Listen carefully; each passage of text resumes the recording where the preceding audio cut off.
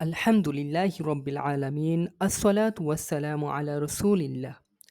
আসসালামু আলাইকুম ওয়া রাহমাতুল্লাহ। প্রিয় নিবেদিত ভাই এবং বোন, আমাদের আজকের আলোচ্য বিষয় সবর। আপনি কি জানেন সবর অর্থাৎ ধৈর্য কি? যখন আপনি নিজের সমস্যার সঙ্গে লড়াই করছেন, আপনি কষ্ট পাচ্ছেন, আপনাকে অবহেলা করা হচ্ছে, এমনকি অসম্মান করা হচ্ছে, উপেক্ষা করা হচ্ছে, মানুষ আপনাকে এড়িয়ে চলছে, তবুও আপনি বেঁচে আছেন, আপনি দৃঢ় আছেন, আপনি নীরব আছেন, আপনি আশাবাদী কিছু ভালো কিছুর জন্য, আপনি মহান আল্লাহর উপর বিশ্বাস রাখছেন। এটাই হলো সবর।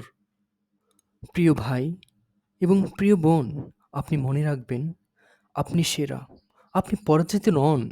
আল্লাহর দৃষ্টিতে আপনি প্রকৃত বিজয়ী।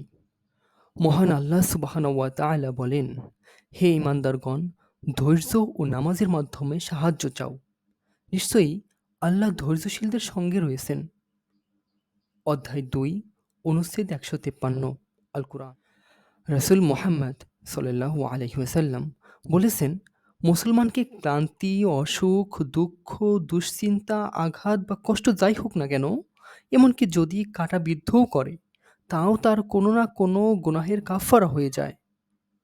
এটা বলা হয়েছে সহিহ বুখারীতে। রাসূলুল্লাহ সাল্লাল্লাহু আলাইহি ওয়াসাল্লাম আরও বলেছেন, নিশ্চয়ই আল্লাহর কাছে একজন বান্দার এমন একটি মর্যাদা আছে যা সে তার নেক আমলের মাধ্যমে অর্জন করতে পারে না।